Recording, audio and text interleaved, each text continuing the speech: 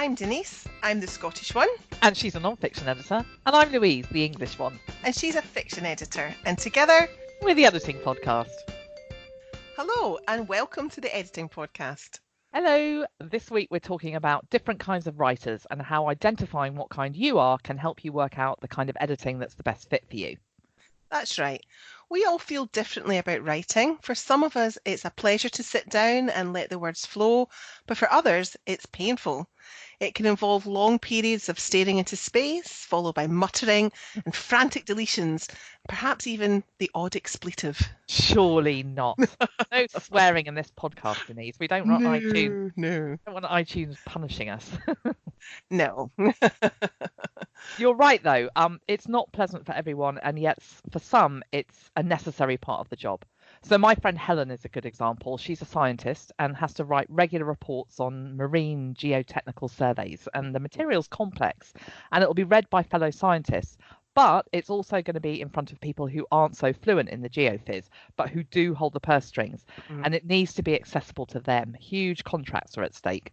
Exactly. When you're writing for clients, it's vital that your message is compelling and consistent and, most of all, clear. Whether you're a confident, nervous, reluctant or impatient writer, the chances are you'll benefit from having someone review that. So let's have a look at 4 different types of writer. Maybe you'll recognise yourself. First up is the confident writer. If this is you, the idea of somebody changing so much as a comma of your writing makes you shudder. You've been told you're a good writer and you were always strong at English at school. Second is the nervous writer. You write well and the words flow onto the page, but still you're worried about making mistakes with punctuation, spelling and grammar, and you waste time second-guessing yourself about what is and isn't correct, and you agonise over pushing whatever button will deliver that writing to your audience. Yeah. And third is the reluctant writer. Writing isn't your thing, and you spend so long trying to wrestle the words onto the page that you lose perspective and everything looks wrong. Yeah, and finally, the impatient writer. You just want to get the damn thing out there and be done with it as quickly as possible and hope that no one notices or minds any mistakes you might have made. So each one of those writers needs to take the time for editing, whether that's structural work or more micro-level copy editing and proofreading. So how might those 4 categories influence the decisions you make about revising your work? So if you're confident and writing from a position of knowledge or expertise, your readers might be unfamiliar with the language or terminology you use. That's like my friend Helen I mentioned earlier. The editing process for her is not just about picking up typos and grammar errors. It's about ensuring that the text is accessible. Now, it might involve explaining terminology or simplifying and rewording so that readers don't get distracted or confused. Yeah. And you can also just be too close to your work, and your familiarity with it means you can see what you want to rather than what's actually there. And this is why we can read and reread something several times until we're convinced it's perfect, only for someone to pounce on some glaring error within seconds of looking at it. I don't think we can ever underestimate the benefit of having a fresh set of eyes on what we've written. That's so true. I've found that in my own writing many a time, not just the blogs I write, but the short fiction too. And even some of my most confident fiction author clients just don't spot their own writing tics. I've been working on a novel recently where the author's a really confident writer, very good at structure and pacing, and he nails his chapter endings every time. They always end with a punch. But he does like to have his characters blinking. There's so much blinking going on in that book that it makes me blink. Anyway, I've sorted out those twitchy eyes, so that's fine. But it's a good example of how we can't spot problems in our own stuff, even if we love putting words on a page. Nice segue into twitchiness coming up now. So for nervous writers, the revision stage is about relieving stress.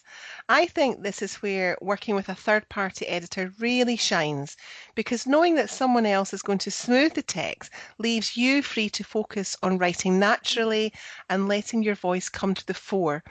I worked with a business writer a few months ago whose authorial voice is gorgeous, really compelling. That the lovely Kenda MacDonald who we interviewed in season 1. It is indeed, yes. Yeah. So she was writing for audiences who didn't have the background in cognitive psychology that she does.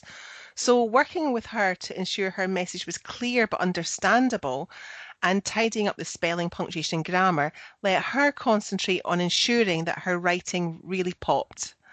And the fact that you weren't approaching that with the same educational background was probably really useful for her, because if something wasn't clear to you, it wouldn't be clear to her audience either. Exactly. And that's a good point, actually. Whatever kind of writer you are, having a non-specialist reviewing your work can really help to ensure that you're on point for your audience. Does that kind of thing come up in fiction?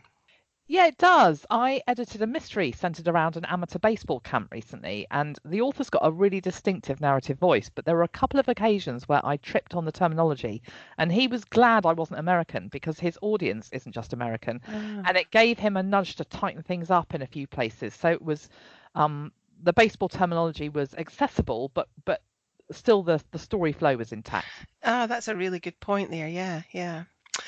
So, what kind of editing's best for the reluctant writer? Well, I think this is about bigger picture work because reluctant writers can end up with a message that's just tied up in knots. So, editing that looks at the writing as a whole and assesses where the structure and flow need tightening up or clarifying can really help. Yeah, it's like the editor is there on behalf of the reader. And for business writing, actually, it might even be worth working with someone who can go beyond editing and help with copywriting too. Do you think, Denise? Oh, yeah, yeah, definitely. So, in that case, the author can write down their key points and the copywriter can develop and expand these into a coherent piece. That costs more, but it saves a lot of time and stress. Mm. I had a comment on a LinkedIn post about this recently from a fiction writer. I'd written a post about conveying physical violence in fiction effectively, and she said that she sometimes writes scenes of violence for fellow authors who'd rather not, because they Ah, want that content in they want that content in their fiction, but it turns their stomach to put it on the page. And I must hmm. admit, I found the concept within a fiction framework a bit strange. I wouldn't want another writer writing my bits of fiction. Yeah, yeah, but I'd getting your voice right and things like that. yeah, Yeah. yeah. I'd worry about my style not being mimicked properly, but Mm, everyone's different. So it was really interesting to get this point of view. yeah, You know, like just yeah. because I don't feel comfortable with it doesn't mean it might not really help another author get over a stumbling block. Exactly. I mean, it obviously works for her, and there might be other situations where that sort of division of labor almost would be helpful for Yeah, people to, yeah. to get somebody else in. It just shows how it's really important for editors and writers not to make assumptions because there Yeah, really is no one way of doing things. And what's important is that the copy or the novel or whatever is taking the reader where you want it to go. exactly. So let's talk about impatient writers. Impatient writers are impatient to publish. They want to get their work out there, and editing is an obstacle that slows them down. Impatient writers don't want to draft and revise over and over, no matter what anybody else recommends. And I think this kind of writer probably benefits more than any other from fresh eyes. Yeah, and from non-fiction perspective, there's also brand at stake. Mm, Poorly proofed reports or brochures, blog posts or website copy, it all reflects badly on the writer and on the company. yeah. So there's a risk that readers, who, let's face it, are potential Mm. customers, view the errors as evidence of sloppiness in other areas of the business. So in this case, professional editing isn't just about writing credibility, but business integrity. That is so true. Hmm. And I think the same can even be said of fiction. Novelists have brands too, whether they Yeah. have a traditional publishing contract or are their own publishers. Um, I might try an author once, but if the book's poorly structured, I won't get into the story, or I'll find it difficult to follow, or maybe the characters bore me rigid. Same thing with sentence level problems. If I'm constantly tripping over not just the odd error, but pages littered with them, I'm not going to buy the second book because I won't trust that author to deliver.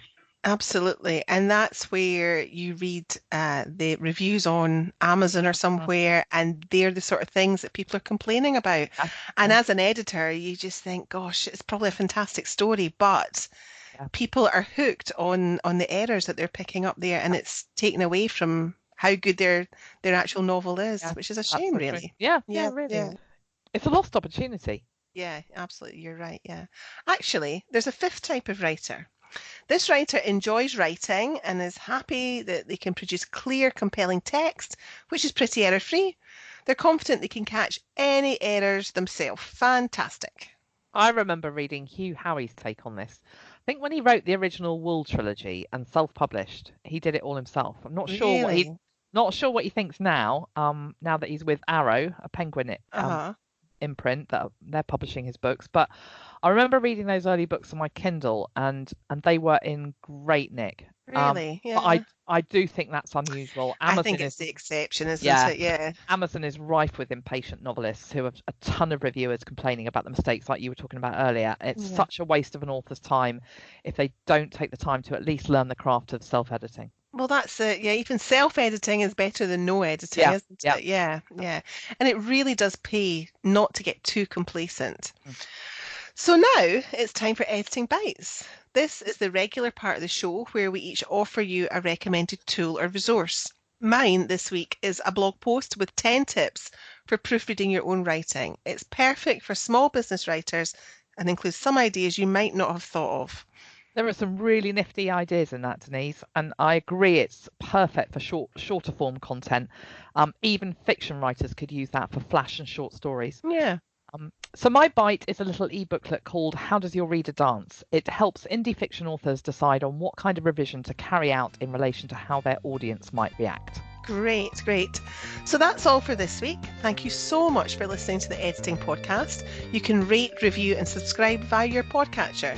And please tell your writer, editor, and business friends, basically anyone who writes. You can get in touch with us via the Editing Podcast Facebook page. Drop your questions in there too, and we'll get back to you. And don't forget, the links we've mentioned are all in the show notes. Thanks for listening. Bye-bye. Bye.